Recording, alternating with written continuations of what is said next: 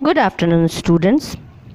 हम लोग जब भी किसी द्रव्य को गर्म करते हैं तो हम लोग जानते हैं कि वो द्रव्य जो है फैलने लगता है, यानी कि उसका आयतन जो है वो बड़ा होने लगता है। लेकिन जल के बारे में ये है कि जब हम लोग जल को 0 डिग्री से 4 डिग्री तक गर्म करेंगे तब उसका आयतन घटने लगेगा, कम होने लगेगा, यानी कि उल्टा होने लगेगा। ऐसा करते करते 4 डिग्री सेंटीग्रेड में उसका आयतन सबसे कम होगा। लेकिन 4 डिग्री से जैसे ही हम 5, 6 करके उसका जो है तापमान बढ़ाएंगे तब आम द्रव्य के तरह जल भी अपना आयतन पुनः बढ़ने लगेगा। अब तुम लोग जानते हो आयतन और घनत्व एक दूसरे का उल्टा होता है, यानी अगर आयतन बढ़ रहा है तो घनत्व घटने लगेगा और अगर आयतन कम हो रहा है तो घनत्व बढ़ने लगेगा। तो इसी तरह से जल का घनत्व 4 डिग्री में सबसे ज़्यादा होता है। अगर हम लोग जो है जल को गर्म से ठंडा करेंगे तब जल का आयतन 4 डिग्री तक घटता है। 4 डिग्री जल का आयतन सबसे कम होता है। इसी तरह से अगर हम लोग घनत्व से विचार करें तो 4 डिग्री सेंटीग्रेड तापमान तक घनत्व बढ़ेगा, उसके बाद धीरे धीरे घनत्व कम होता जाएगा।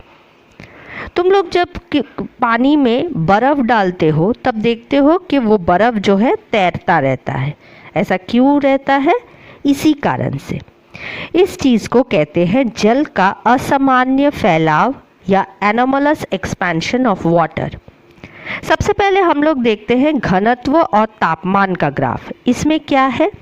एक्स एक्सिस पे है तापमान और वाई एक्सिस पे है घनत्व। तो देखो जो ब्लू लाइन है वो क्या हो रहा है, जब 0 डिग्री में है तब से धीरे धीरे करके बढ़ रहा है, यानी 0 से 4 डिग्री तक जल का घनत्व बढ़ रहा है। बढ़ते बढ़ते देखो 4 डिग्री में सबसे ज़्यादा घनत्व है 1 ग्राम पर सीसी। तो 4 डिग्री सेंटीग्रेड में जल का घनत्व 1 ग्राम पर सीसी होता है, जो तुम लोग आज तक पढ़ते आए हो। ये होता है 4 डिग्री सेंटीग्रेड। 4 डिग्री सेंटीग्रेड से जैसे ही तापमान धीरे धीरे बढ़ रहा है तब देखो घनत्व कम रहा है, घटते घटते घटते जा रहा है। देखो दिया है क्या? आयतन और तापमान, यानी वाई एक्सिस में आयतन हो गया है और एक्स एक्सिस पे जैसे तापमान था वैसे ही है।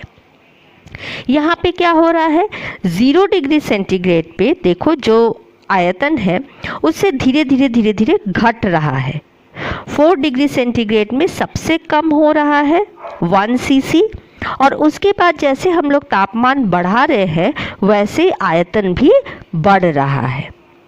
इसका लाभ सबसे ज़्यादा उठाते हैं जो ठंडे जगह पर जो जल जीव है। तुम लोग अंटार्कटिका के वीडियोस नेशनल जियोग्राफी डिस्कवरी में देखते होंगे कि जब वहाँ पे बहुत ठंडा पड़ जाता है तब जो जल जीवन है वो सब लोग क्या करते हैं, जो पेंगुइन्स है, जो सील मछलियाँ हैं, वो सब लोग पानी की गहराइयों में चले जाते हैं। क्यों? क्योंकि बाहर का तापमान जो है वो 0 डिग्री या उससे भी कम हो जाता है, जिसके वजह से क्या होता है, पानी के ऊपर बर्फ़ का एक लेयर पड़ जाता है। लेकिन उस लेयर के ठीक नीचे तापमान धीरे धीरे बढ़ता जाता है, जिस वजह से क्या होता है, जो घनत्व है वो जो है सबसे ज़्यादा रहता है और जो आयतन है सबसे कम रहता है, जिस वजह से मछलियाँ या अन्य जल जीव जो है आराम से जीवन व्यतीत कर सकते हैं। याद रखो, क्वेश्चन आंसर्स के साथ साथ तुमको बुक भी बहुत अच्छी तरह से लाइन बाय लाइन पढ़ना है, क्योंकि ये सभी चीज़ें जो तुम लोग 9 में पढ़ रहे हो वो 10, 11, 12 में फिर से आने वाला है।